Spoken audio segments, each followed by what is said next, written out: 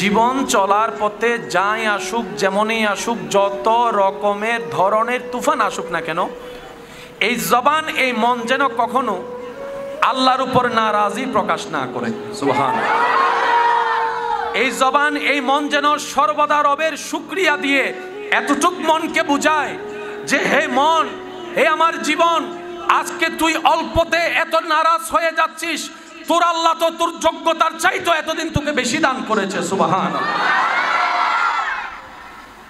যা পেয়েছি তা আমাদের অর্জন নয়, রব্বুল আলামিনের দয়া এবং দান। জীবনে যাই আসুক, যেমন আসুক, আমরা সর্বদা আল্লাহর দরবারে শুকরিয়া আদায় করব, কোনো প্রকার আপত্তি, নিরাশা, মন খারাপ করা ছাড়া। বলি সবাই ইনশাআল্লাহ। আর একটু জোরে বলেন। এটার ভিতরেই সবর লুকায়িত, এটার ভিতরে ধৈর্য লুকায়িত। আপনার একটা কথা বলেন, পরিশ্রম না করলে কি সফল হওয়া যায়? পরিশ্রম করার জন্য তো ধৈর্যের দরকার। বলেন না ভাই, একটু বলি। 12 ঘন্টা 8 ঘন্টা ডিউটি করার জন্য যে আপনি পরিশ্রমটা করবেন, এটা টিকে থাকার জন্য তো ধৈর্যের দরকার। আমি যদি প্রথম দিনে হাঁপিয়ে যায়, পরের দিন আর কাজ করা হবে, উন্নতি করা হবে, উন্নতি আসবে, এই কথাটা একটু মাথায় রাখতে হবে। ধৈর্য। কি বলি? সবাই বলি, আরো জোরে বলি।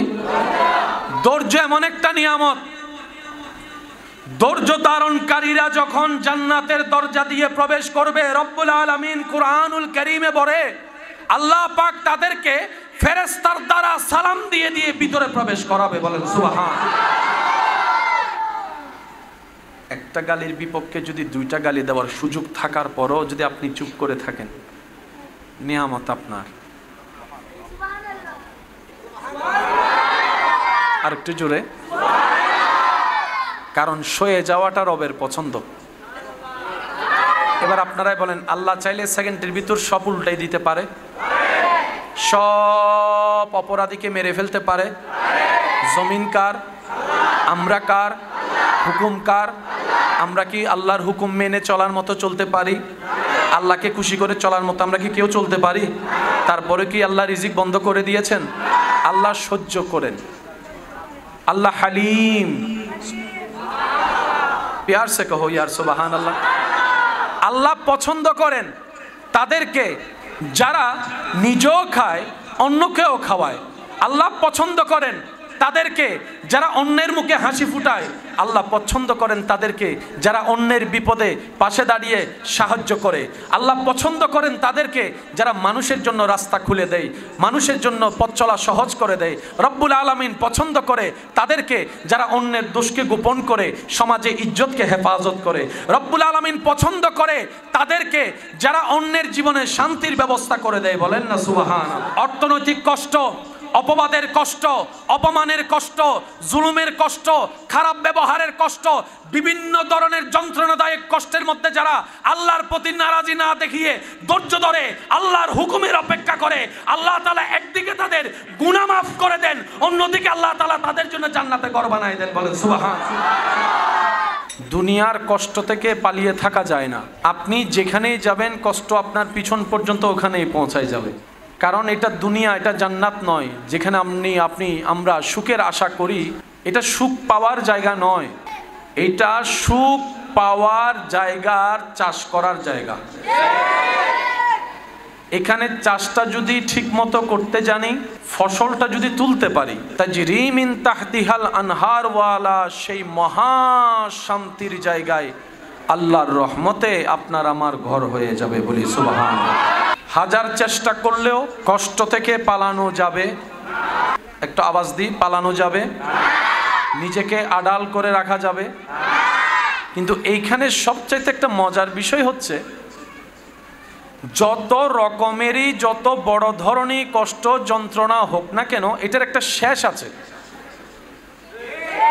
এটার একটা শেষ আছে। আপনি যে কোনো কষ্ট ধরেন না কেন, এটার একটা শেষ আছে, এটার একটা ফিনিশিং আছে।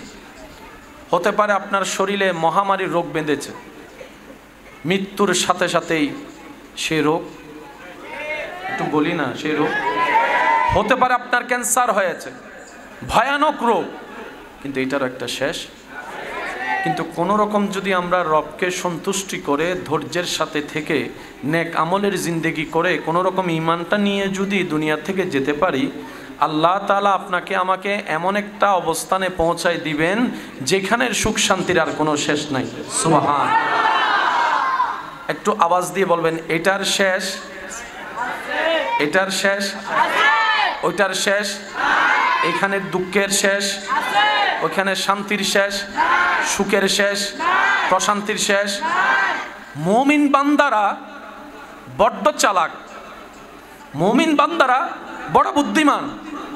তারা সাময়িক সময়ের বিজনেসের লাভটা আশা না করে চিরন্তন চিরস্থায়ী জগতের সেই লাভটাকে সামনে রেখেই দুনিয়ার জীবন যাপন করে হাজার কষ্টকে আপন করে নেই, দুঃখকে আলিঙ্গন করে মুখে মুস্কি হাসি রেখে আলহামদুলিল্লাহ বলে রবের দরবারে শুকরিয়া করে বারবার রবের দরবারে শুকরিয়ার সিজদা দিতে থাকে।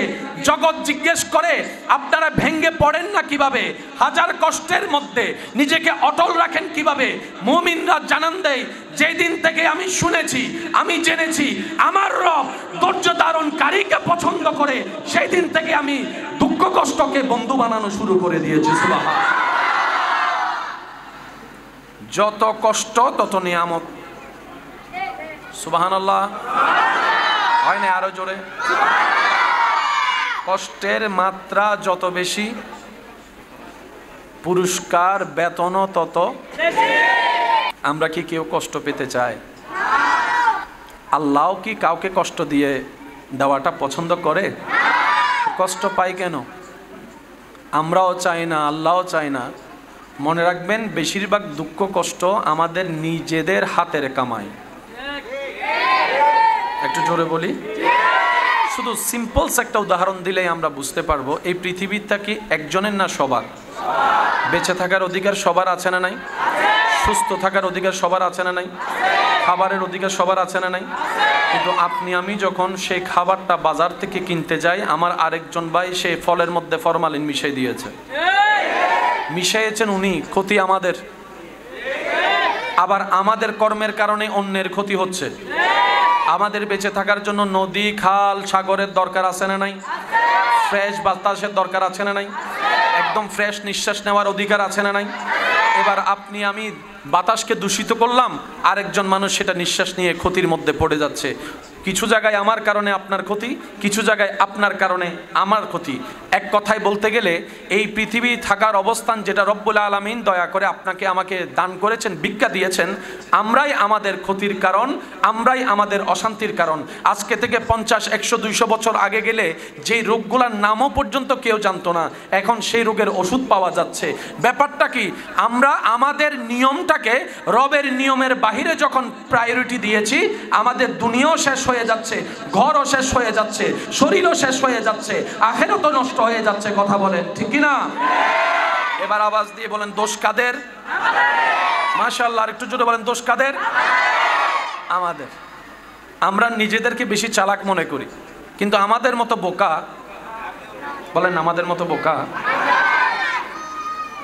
মনে করেন আমি ফল ব্যবসা করি, ফলের মধ্যে আমি বিষাক্ত জিনিস মিশালাম, আমি আমার ফল আমার সন্তানকে খেতে দিচ্ছি না।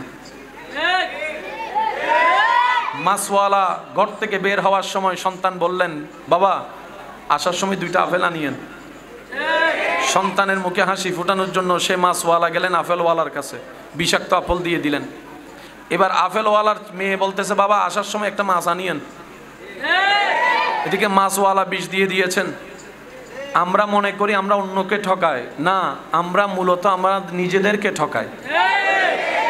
যেখানেই দেখবেন একটা কথা মাথায় রাখবেন আজীবন, এটা আমি আশা রাখবো অন্তরের মধ্যে সিল মেরে লিখে রাখবেন, যে অন্যের ক্ষতি করেছে, করার নিয়ত করেছে, চেষ্টা করেছে, ক্ষতি তারই হয়েছে।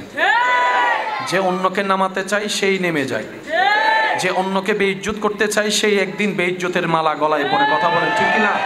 কারণ রব্বুল আলামিন যখন নারাজ হয় তখন সব সিস্টেম উলট পালট হয়ে যায়। আর রব যখন খুশি হয়, ইউনুস নবী যেরকম মাছের পেটের বদ্ধ করে বাতাসহীন জগতে আল্লাহর নিয়ামত রিজিক খেয়ে নিঃশ্বাস নিয়ে বেঁচেছিলেন, আল্লাহ তাআলা সেভাবে বাঁচার সুযোগ করে দেন। বলেন সুবহান। আল্লাহ আমাদের সবাইকে নিজের ভালো বুঝার তৌফিক দান করুন। আমরা অনেক সময় এই ধারণা অন্তরে রাখি, নিজের চাওয়া পাওয়া পূরণ না হওয়ার কারণে মনের মধ্যে দুঃখ কষ্ট চাপা রাখি, আল্লাহর কাছে এত করে চাইলাম আল্লাহ আমাকে দিল না। কিন্তু একবারও নিজেকে প্রশ্ন বলি নাই, করি নাই যে কতবার হাইয়া আলাস সালাহ বলে আল্লাহ তো আমাকে ডেকেছেন, আমি আল্লাহর ডাকে সাড়াও দিই নাই। জীবনের 1000 বার চলে গিয়েছে হাইয়া আলাস সালাহ শুনেছি, কিন্তু সাড়া দিতে পারি নাই। কতবার আল্লাহ পাক বলেছে বান্দা আমাকে ডাক, আমি তো ডাকিনি। বান্দা এটা কর, আমি তো করিনি। বান্দা এইভাবে চল, আমি তো চলিনি। এইরকম 1000টা আদেশ অমান্য করার পরও যেই রব দয়া বন্ধ করে নেই, রিজিক বন্ধ করে নেই, রহমত বন্ধ করে নেই, তিনি আমাদের রহমানুর রহিম। সুবহানাল্লাহ। তো মুমিন বান্দারা আফসোস করে না, আপত্তি করে না, ওনারা অপেক্ষা করে রবের হুকুমের। ওই রবের হুকুম আসা পর্যন্ত অপেক্ষা করার মাঝখানে যে রাস্তা, এটার নামেই সবর, এটার নামেই ধৈর্য। বলেন না সুবহানাল্লাহ। ওনারা সবরের রাস্তা দিয়ে যায়, শুকরের মাধ্যমে নিয়ামত নিয়ে আসে। সেজন্য আল্লাহ তাআলার প্রিয় বান্দা যারা হয়েছেন, হবেন, সবাইকে কষ্টের ভিতরে যেতে হয়। এটাই বিধান, এটাই নিয়ম। এখান থেকে বাঁচার কোনো সুযোগ আল্লাহ তাআলা আমাদের সবাইকে 5 ওয়াক্ত নামাজের সাথে বন্ধুত্ব রাখার তৌফিক দান করুন। বড়দের সম্মান, ছোটদেরকে স্নেহ করার আল্লাহ তাআলা আমাদেরকে সেই মন মানসিকতা দান করুন। ভাই বোন মিলেমিশে থাকার সর্বোচ্চ চেষ্টা যেন আমরা আপন আপন জায়গা থেকে করতে পারি, চলতে পারি। রব্বুল আলামিন আমাদের সবাইকে সে তৌফিক দান করুন। পরিশেষে একটা হাদিস বলে আমি আপনাদের থেকে বিদায় নিব। একদিন রসুল পাক সাল্লাল্লাহু আলাইহি ওয়াসাল্লামের দরবারে দুনিয়াবি দৃষ্টিতে অর্থ সম্পদে গরিব কিছু সাহাবা আসলেন। এসে বললেন, ইয়া রাসূলুল্লাহ, ইসলামে সওয়াব অর্জন করার অনেকগুলো রাস্তা আছে, তোর মধ্যে দান সদকা অনেক সওয়াবের একটা বিষয়, কিন্তু আমাদের তো সামর্থ্য নাই, চাইলে তো দান করতে পারি না, মানুষের উপকার করতে পারি না, সদকা করতে পারি না। ইয়া রাসূলুল্লাহ, তাহলে কি যারা দুনিয়াবি সম্পদের মালিক বেশি নেককার, তারা কি আমাদের চাইতে এগিয়ে চলে যাবে? আমরা গরিব তো নিজের ইচ্ছাই হয়নি, আল্লাহর মর্জিতে হয়েছি, তাহলে আমরা কেন পিছিয়ে পড়ব? ইয়া রাসূলুল্লাহ, একটা কিছু করেন যেন আমরাও তাদের চাইতে আগায় থাকতে পারি। সুবহানাল্লাহ। ওনার কথাটা শুনে নবী রাহমাতুল লিল আলামিন তাবাসসুম, মুস্কি হাসি দিলেন। হাসি দিয়ে বললেন, আমার নবী, আপনার নবী, আমাদের নবী রাহমাতুল লিল আলামিন সাহাবাদেরকে বললেন, শুনুন, মন ছোট করিও না, তোমাদেরকে আমি এমন একটা আমল বলে দিচ্ছি যে আমলটা করতে পারলে ওরা দান সদকা করে যে পরিমাণ সওয়াব পাবে, তোমরা এই আমলটা করলে সেই পরিমাণ সওয়াব আল্লাহ দান করে দিবেন। সুবহানাল্লাহ। ওনাদের মনটা বড় হয়ে গেল নবীজির জবান থেকে এরকম কথাটা শুনে। এবার নবী রাহমাতুল লিল আলামিন বলে, প্রত্যেক দিন রাত্রে ঘুমানোর আগে 33 বার সুবহানাল্লাহ বলবা, 33 বার আলহামদুলিল্লাহ বলবা, 34 বার আল্লাহু আকবার বলবা। যে আমলটা করবে ওই ধনী ব্যক্তি আল্লাহর রাস্তায় দান সদকা করে যে পরিমাণ সওয়াব পাবে, তোমরা এই আমল করলে আল্লাহ তাআলা সেই সওয়াব তোমাকে দান করে দিবেন, তোমাদের দিবেন। সুবহানাল্লাহ। আল্লাহ তাআলা আমাদের সবাইকে নেক আমলের সাথে বন্ধুত্ব রাখার তৌফিক দান করুক, আমিন। আশেক প্রেমিক একজন থাকলেই যথেষ্ট হয়ে যায়, ঠিক না? আমার নবীর প্রেমিকরা সেইভাবে আওয়াজ দিয়ে আমরা দরুদ পড়ব একবার। এই দরুদের আওয়াজে আমরা পরিবেশটাকে একদম শান্ত করার চেষ্টা করব। আপনার পাশে যারা আছে, আপনার পাশগুলোকে আপনি নিয়ন্ত্রণ করবেন, কারণ এই মাহফিলটা কমিটির নয়, এটা সবার মাহফিল। আওয়াজ দিয়ে বলেন, ঠিক কিনা? আপনার আমার সুখে শান্তিতে থাকার জন্য যত ধরনের নিয়ামতের দরকার, সব নিয়ামত আল্লাহ যেই ঘরে রেখেছেন, সেই ঘরের কয়টা দরজা? মাশাআল্লাহ, একটু জোরে বলি, কয়টা? একটার নাম শুকর আর একটার নাম সবর। একটার নাম শুকর, একটার নাম। এই দুইটা দরজা দিয়েই আপনাকে আমাকে সেই নিয়ামতগুলো নিতে হবে। তো অস্থির হলে কি ধৈর্য ধরা হলো?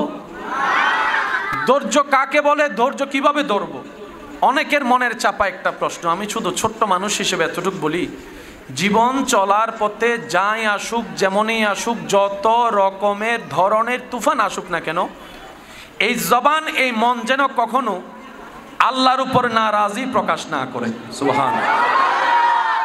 এই জবান, এই মন যেন সর্বদা রবের শুকরিয়া দিয়ে এতটুক মনকে বুঝায় যে, হে মন, হে আমার জীবন, আজকে তুই অল্পতে এত নারাজ হয়ে যাচ্ছিস, তোর আল্লাহ তো তোর যোগ্যতার চাইতো এতদিন তোকে বেশি দান করেছে। সুবহানাল্লাহ। যা পেয়েছি তা আমাদের অর্জন নয়, রব্বুল আলামিনের দয়া এবং দান।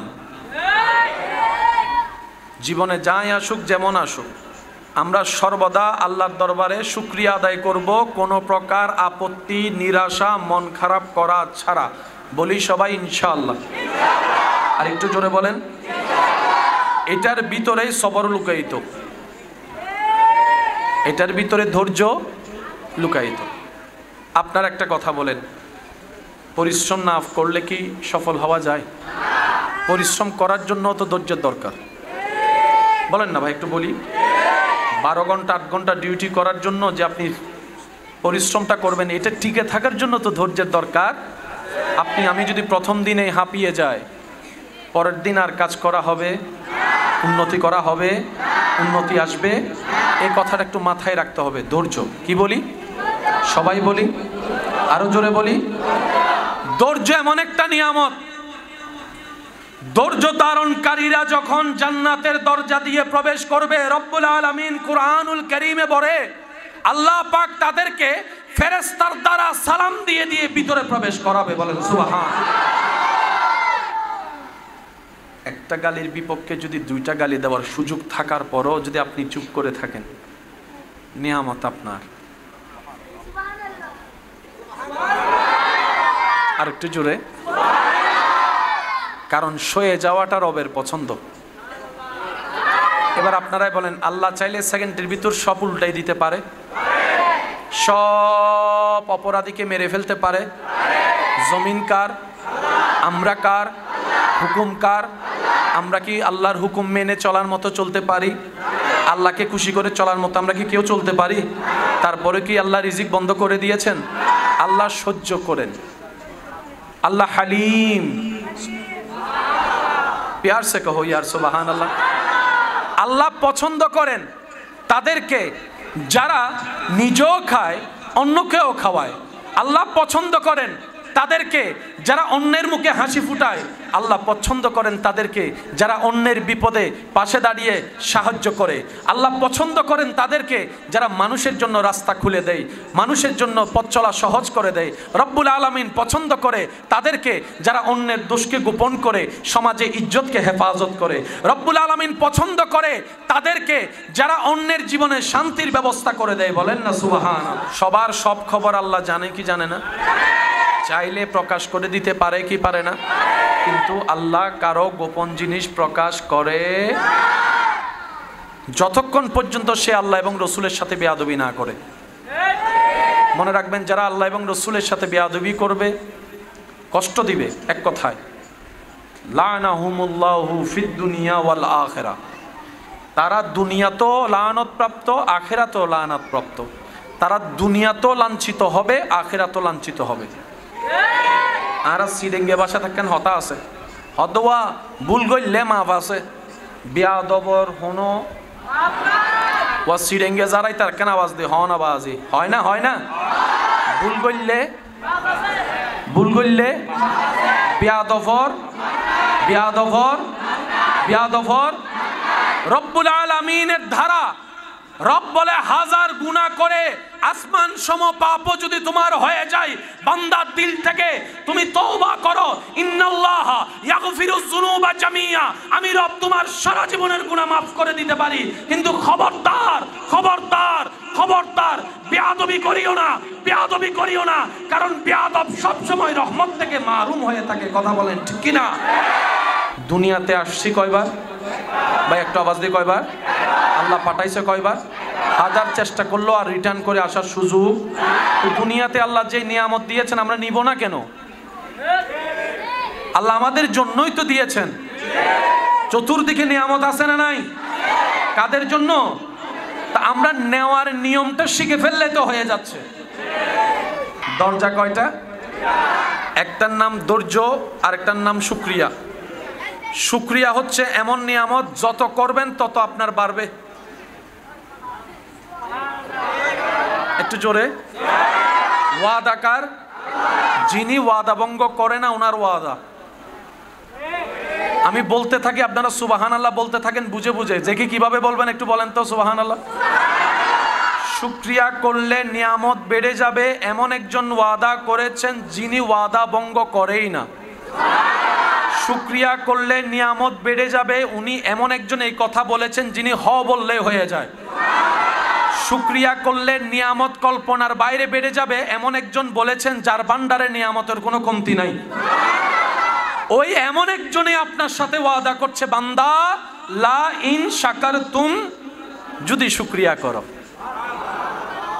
লা আজিদান্নাকুম, অবশ্যই আমি বাড়িয়ে দিব।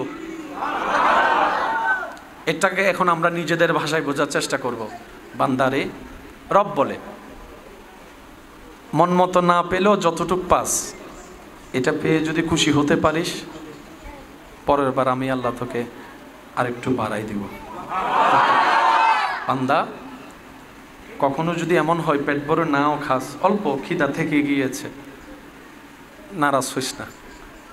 এত বছর খাওয়াইছি না, করোনাকালীন সব বন্ধ, তখনও খাওয়াইছি না আমি আল্লাহ। রাস্তাঘাট সব বন্ধ ছিল, আমি আল্লাহ তো খাবার বন্ধ করে দিই নাই। প্রত্যেকটা দেশের সরকারে সব বন্ধ করে দিছে, আসল মালিকে কিচ্ছু বন্ধ করে নাই, সব চালু রেখে দিয়েছেন। এমন কি ক্ষুধার অভাবে রাস্তার একটা কুত্তাকেও মরতে দেয় নাই আমার আল্লাহ। রব বলে যে বান্দা আমার উপর তোর বিশ্বাস আছে? আল্লাহ আছে তো।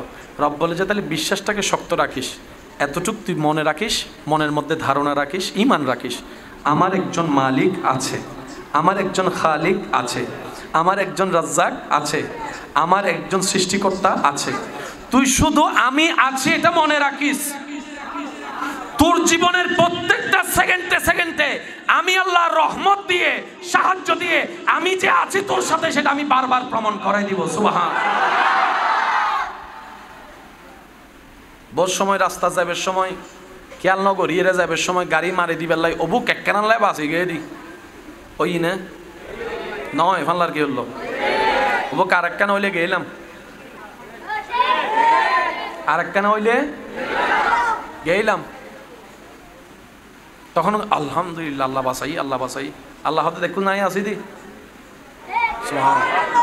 সুবহানাল্লাহ। আরো জোর হও না, আরো জোরে বলেন। বান্দা কাকে বলে? এক কথায় বাবা প্লিজ একটু, বান্দা কাকে বলে?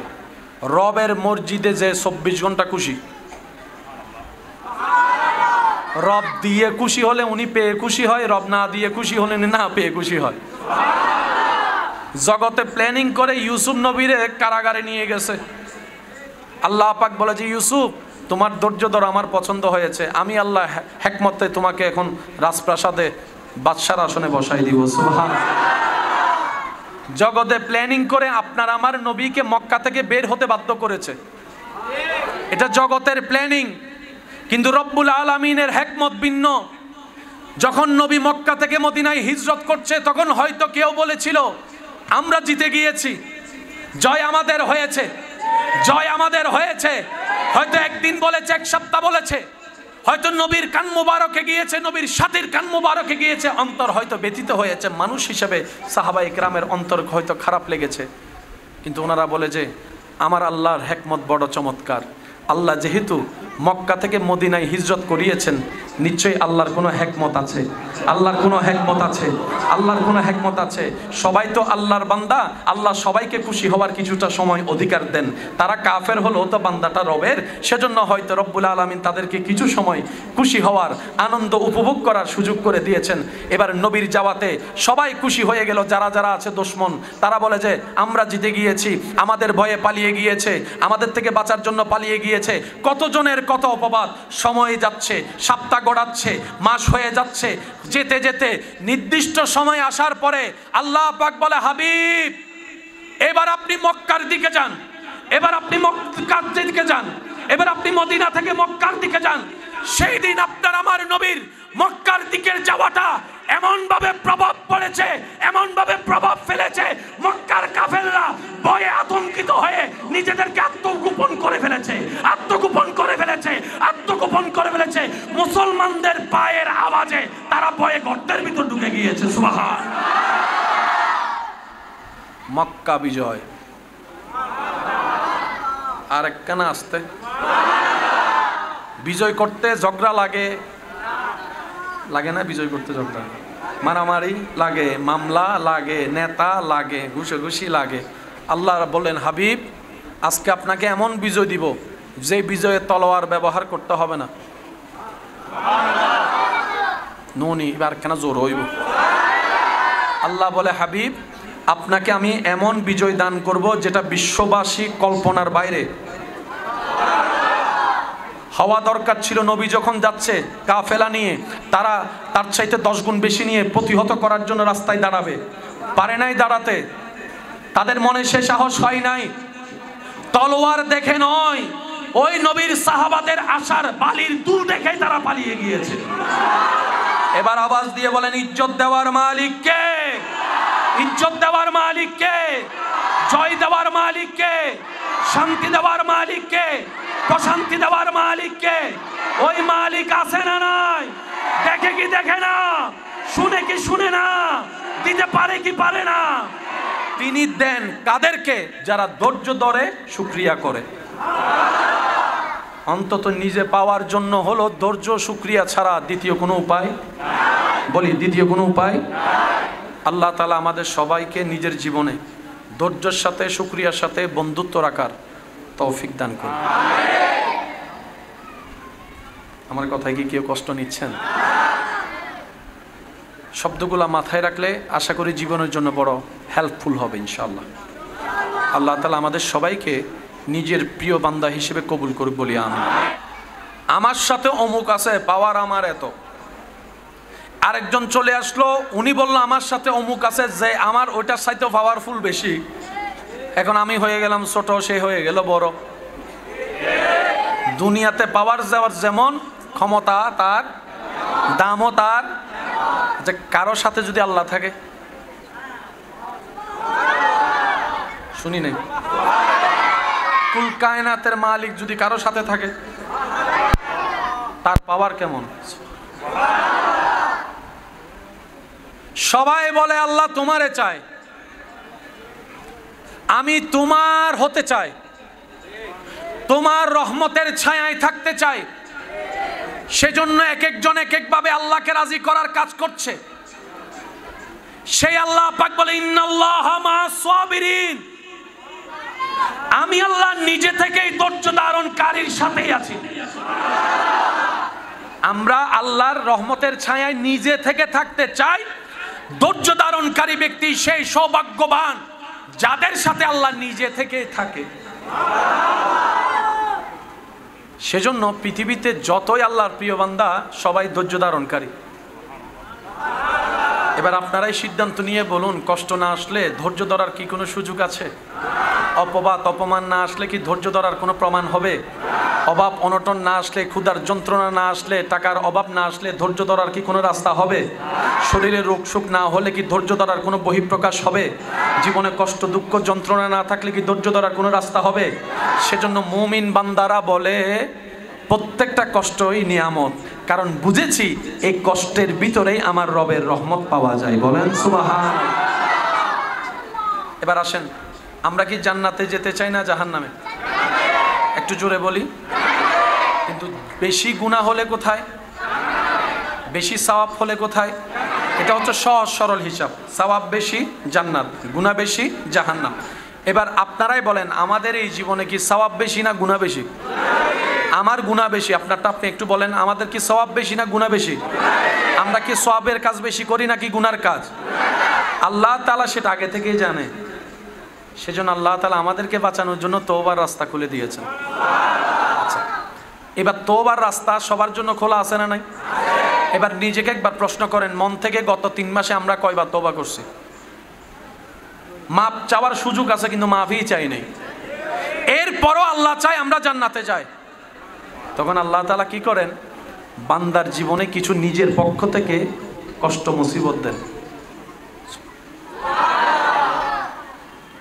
নবী রাহমাতুল লিল আলামিন হাদিসে পাকে ঘোষণা দিচ্ছেন, মুমিনদের বিষয়টা কতই চমৎকার। তারা বিপদে পড়লে ধৈর্য ধরে, নিয়ামত পেলে শুকরিয়া করে। নবী রাহমাতুল লিল আলামিনের হাদিসে পাক সবার স্মরণ আছে, শুধু একটু স্মরণ করিয়ে দেওয়ার জন্য একটু বলা। নবী বলছেন কোন একজন বান্দা যদি রাস্তায় হাঁটার পথে পায়ের মধ্যে কাঁটা ফুটে, ওই ব্যথাটার মধ্যে যদি সে আল্লাহর প্রতি নারাজি না দেখায়, শুকরিয়া করে, ধৈর্য ধরে, আল্লাহ তাআলা ওই বান্দার ব্যথা সহ্য করার কারণে গুনাহ মাফ করে দেন, গুনাহ মাফ করে দেন, গুনাহ মাফ করে দেন। যাদের গায়ে জ্বর, ধৈর্য ধরতে পারলে গুনাহ মাফ। অর্থনৈতিক কষ্ট, অপবাদের কষ্ট, অপমানের কষ্ট, জুলুমের কষ্ট, খারাপ ব্যবহারের কষ্ট, বিভিন্ন ধরনের যন্ত্রণাদায়ক কষ্টের মধ্যে যারা আল্লাহর প্রতি নারাজি না দেখিয়ে ধৈর্য ধরে আল্লাহর হুকুমের অপেক্ষা করে, আল্লাহ তাআলা একদিকে তাদের গুনাহ মাফ করে দেন, অন্যদিকে আল্লাহ তাআলা তাদের জন্য জান্নাতে ঘর বানায় দেন। বলেন সুবহান। ধৈর্য ধারণকারী কখনো লসে থাকে না।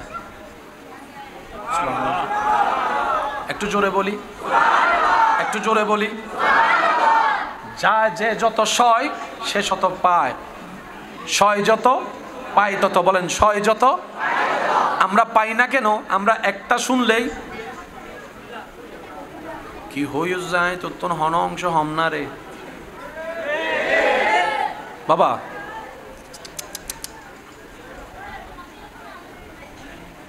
এই যে আম্মা কথা বললেন না প্লিজ।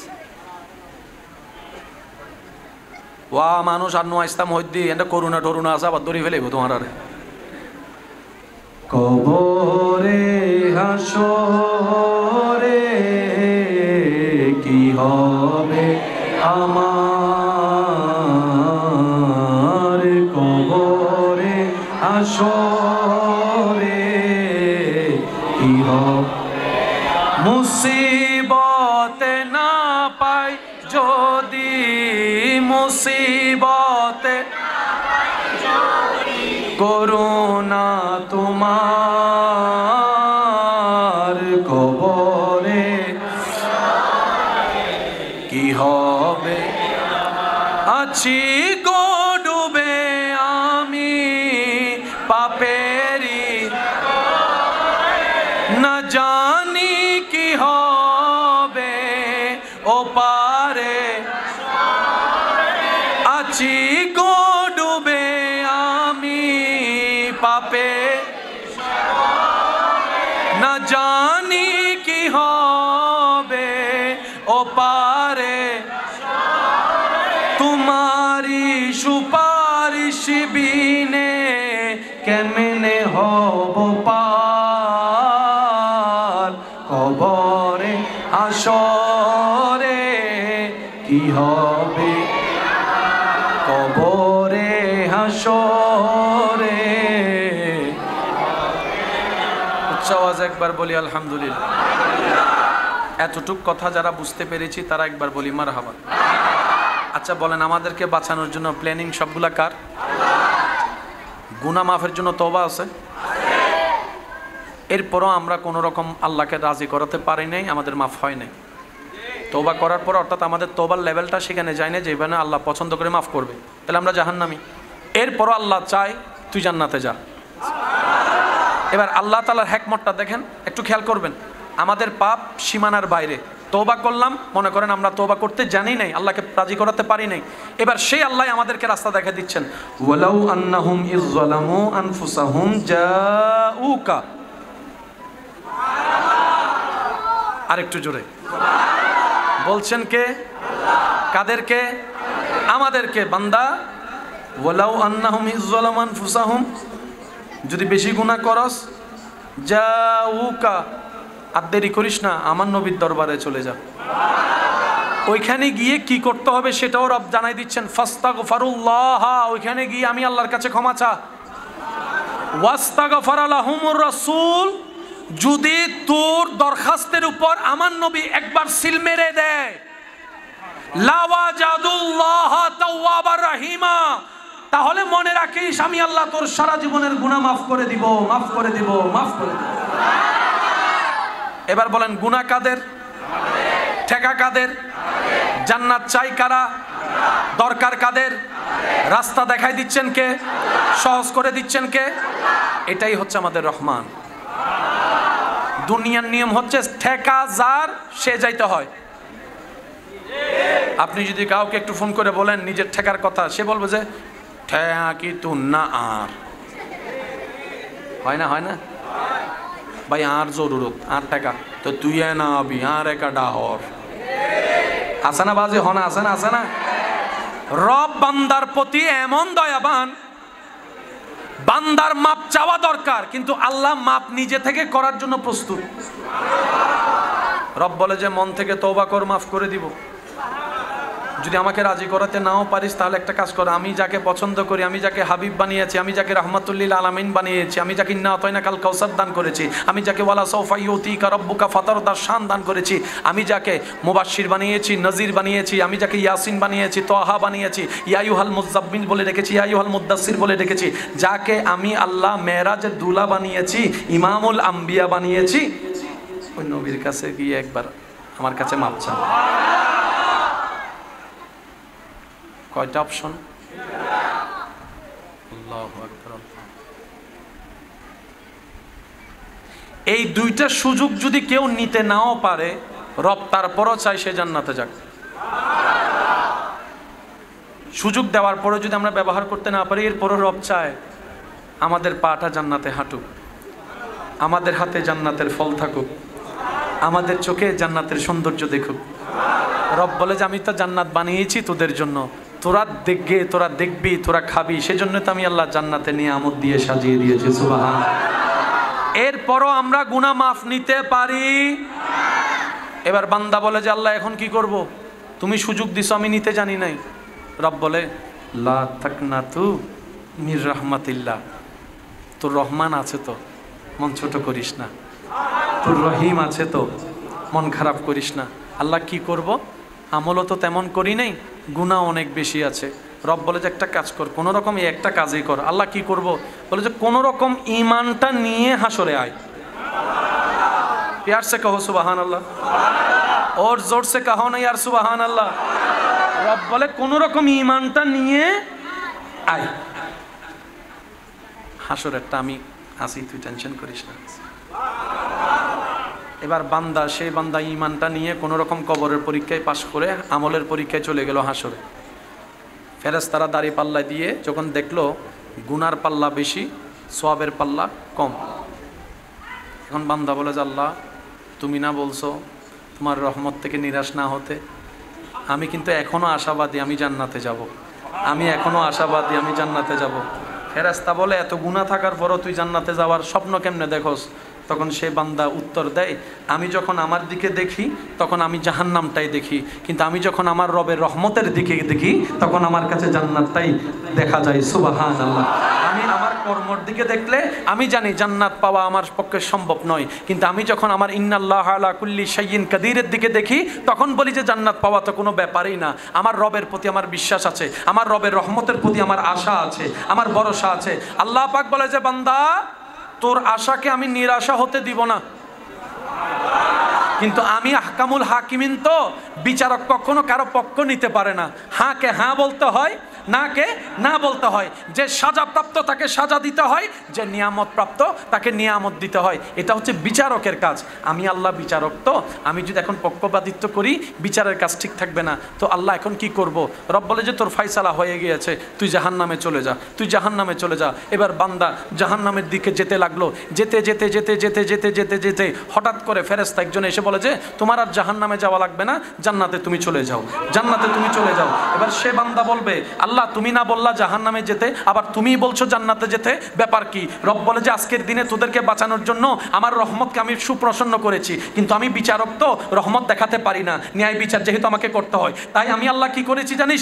তোদের নবীকে রাহমাতুল্লিল আলামিনকে ওয়ালা সাউফা ইউতিকা রাব্বুকা ফাতারদার পাওয়ার অফ অটর্নি দিয়ে তোদের নবীকে বললাম, হাবিব আপনি সিজদায় পড়ে উম্মতের পক্ষে সুপারিশ করতে থাকেন, আপনি এদিকে সুপারিশ করবেন, আমি আল্লাহ রহমান হয়ে দয়া করে করে জাহান্নামীকে জান্নাতে পৌঁছে দেব। তিনি হচ্ছেন আমাদের রহমানুর রহিম। একজন আশেক বলে আমার তেমন ভয় নাই, কারণ আমার রব রহমানুর রহিম, আমার নবী রহমাতুল্লিল আলামিন। এবার পড়েন কবরে হাসরে, সত্যি করে বলেন কথার সাথে জীবনের মিল আছে না নাই? কবরে হাসরে কি হবে আমি নিজেও জানি। যদি আল্লাহ রহমত তাহে যদি রহমত থাকে, আর যদি রহমত না থাকে, বুঝতে পারলাম না? সেই জন্য মনে রাখবেন জীবনের প্রত্যেকটা কষ্ট নিয়ামত। আচ্ছা, আল্লাহ যদি আমাদেরকে বলে 20 বছর দুনিয়ার কষ্ট নিবি নাকি 20,000 বছর জাহান্নামের আযাব নিবি, আপনি কোনটা পছন্দ করবেন? আমি শুনি নাই, আরো জোরে বলেন। আল্লাহ যদি বলে দুনিয়ার 20 বছরের কষ্ট নিবি নাকি 20,000 বছর জাহান্নামে জ্বলবি, তুই সিদ্ধান্ত নে, আপনি খুশি মনে কোনটা নিবেন? কারণ আপনি আমি চিন্তা করব দুনিয়ার 20 বছর তো এমনি শেষ হয়ে যাবে, এই শুক্রবার যেতে না যেতে আবার কালকে শুক্রবার, একটা মাস কখন আসে কখন চলে যায় কেউ বলতেও, 20 বছর এগুলো দেখতে দেখতে কেটে যাবে। এই তো ছোট্টবেলায় স্কুল মাদ্রাসায় মক্তবে যাওয়ার দৃশ্য এখনো চোখে ভাসে, এখন দেখা যায় দাড়িও ফাঁকা শুরু হয়ে যাচ্ছে সবার। সময় চলে যাচ্ছে খুব দ্রুত, দুনিয়ার কষ্ট বেশি দিন লাস্টিং করে না, কিন্তু যদি জাহান্নামের কষ্ট আপন হয় সেটার 1 সেকেন্ডের কষ্ট দুনিয়ার 1 কোটি বছরের চাইতেও ভারী হবে। তো বুদ্ধিমানরা কি করে, আল্লাহ এটা নি, ওইটাতে ওইটা দিও, সুবহানাল্লাহ বলেন না, আল্লাহ এখানে এটা নি, এটা এটা ওইখানে ওইটা দিও, তখন আবার ওইটা দিও না, ওইটা দিও। রব বলে যে আমি তোকে কষ্ট দিই, আমার লাভ কি? মা ইয়াফালুল্লাহু বিআযাবিকুম, তোমাদেরকে কষ্ট দিই আমি আল্লাহর তো কোনো লাভ, কিন্তু আমি আল্লাহ কষ্ট দিয়ে তোমাদের গুনাহ মুছে দিই। একটু জোরে বলি, আমি তোমাদেরকে আগুনের পোড়ানোর কষ্ট দিই যাতে তোমরা জীবন চলার পথে মজবুত হতে পারো, শক্ত হতে পারো। আমি আল্লাহ তোমাদের জীবনে তুফান এনে দিই যেন তোমাদের গোড়াটা শক্ত হয়। আমি আল্লাহ তোমাদেরকে বিভিন্ন হঠাৎ বিপদে ফেলি যেন তোমাদের বুদ্ধিগুলা খুলে। সুবহানাল্লাহ, আরো জোরে বলি। আমি আল্লাহ তোমাদেরকে মাঝে মধ্যে ক্ষুধার কষ্ট দিই যেন তোমরা খাবারের নিয়ামতের শুকরিয়া আদায় করতে পারো। আমি আল্লাহ মাঝে মধ্যে তোমাদেরকে চোখ থেকে ঘুম তুলে দিই যাতে তোমরা ঘুমের নিয়ামতটা বুঝতে পারো। আমি আল্লাহ মাঝে মধ্যে তোমাদের থেকে আপনগুলাকে দূরে সরিয়ে দিই যাতে তোমরা বুঝতে পারো আমি আল্লাহর চাইতে বড় আপন তোমার আর কেউ নাই, কেউ নাই। সেজন্য জীবনে যাই আসুক মুখে থাকবে হাসি, মুখে থাকবে শুকরিয়া, আলহামদুলিল্লাহ আলহামদুলিল্লাহ আলহামদুলিল্লাহ। আওয়াজ দিয়ে বলেন কি বলবো আমরা? মনে রাখবেন আল্লাহর নবী রাহমাতুল্লিল আলামিন তওবা করতেন, তওবা করাটা পছন্দ করতেন, ইস্তেগফার করাটা পছন্দ করতেন। তওবা এমন একটা পাওয়ারফুল নিয়ামত, গুনাহগার যখন তওবা করে গুনাহ মাফ। আমার মনে হয় আওয়াজটা আর একটু বড় হবে। পাপী অপরাধী গুনাহগার যখন তওবা করে তখন হয় গুনাহ মাফ। আর গুনাহ মাফ হওয়ার পরও যদি কেউ তওবা করে তখন আল্লাহ তাআলা সেটার বেনিফিটে মর্যাদা বাড়াই দেন, নিয়ামত বাড়াই দেন, সম্মান বাড়াই দেন। যে যত রবের কাছে মাপ চাইবে তার তত রিজিকে বরকত হবে।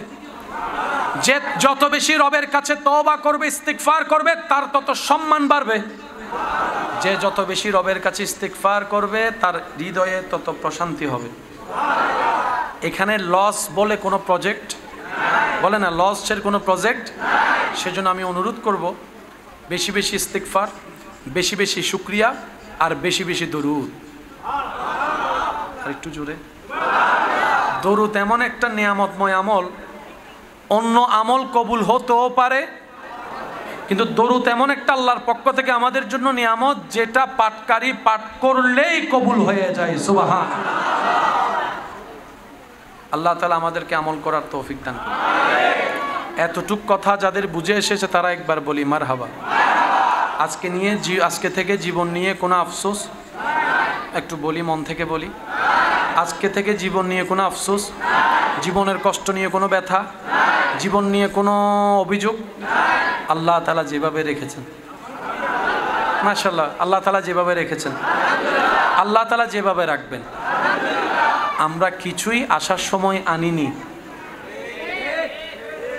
বাবা কথা বললেন না প্লিজ। আমরা আসার সময় এসেছি খালি পকেট না, খালি গায়ে। যাওয়ার সময় গায়ে কাপড় আছে কিন্তু পকেট নাই। এই অঙ্কটা একটু বোঝার চেষ্টা করি। আসার সময় খালি পকেট না, খালি গায়ে। যাওয়ার সময় পোশাকওয়ালা, পকেট ছাড়া। আসতেও খালি, যেতেও খালি। কিন্তু মুমিন বান্দারা যেতে খালি যায় না, তারা যাওয়ার সময় ঈমান নিয়ে যায়, নেক আমল নিয়ে যায়।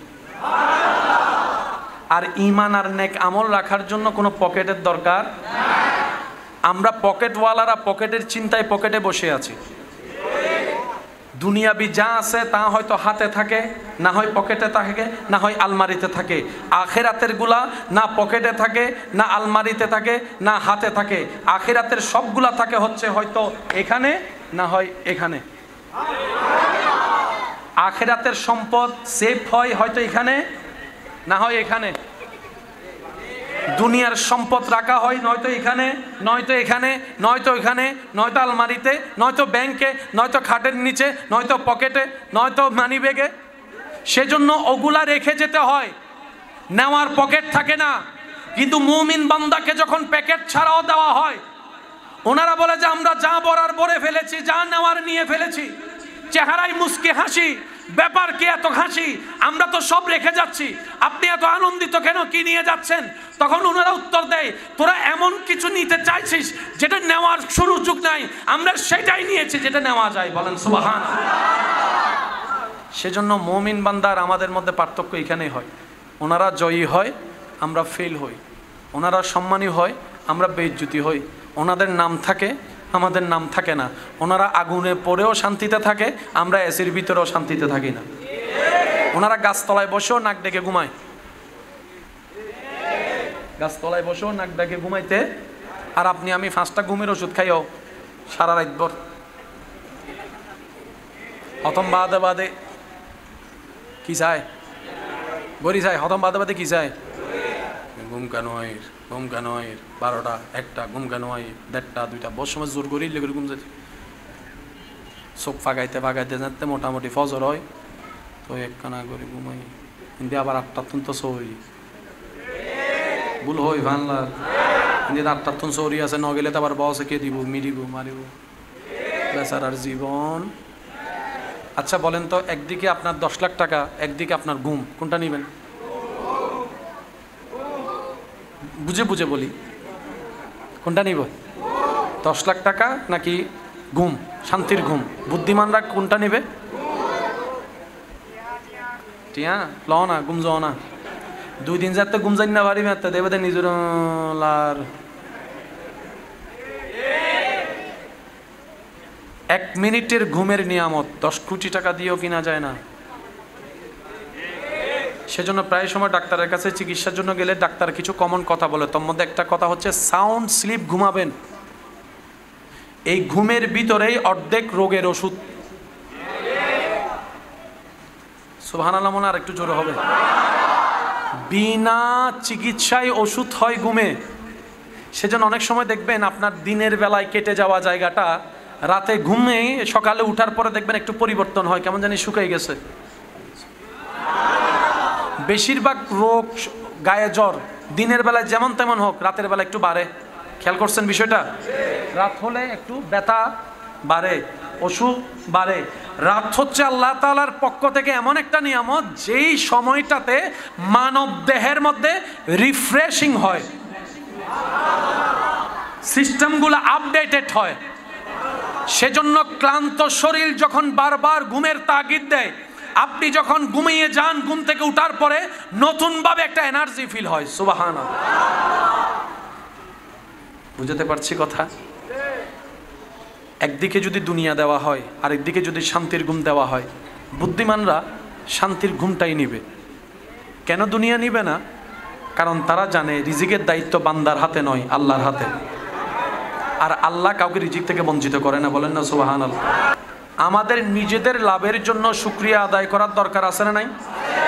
আল্লাহর দরবারে শুকরিয়া আদায় করার যতগুলা মাধ্যম আছে, তোর মধ্যে শ্রেষ্ঠতম যে মাধ্যম, সেই মাধ্যমের নাম নামাজ। আর একটু জোরে। আল্লাহর কাছে শুকরিয়া প্রেজেন্ট করার যত ধরনের মধ্যে সবচেয়ে বেটার ধরন যেটা, সেটার নাম নামাজ। ধৈর্য নেওয়ার জন্য যতগুলা মাধ্যম, সবচেয়ে বেস্ট মাধ্যমের নাম হচ্ছে নামাজ, রোজা, হজ, যাকাত। একটু খেয়াল করি আমরা।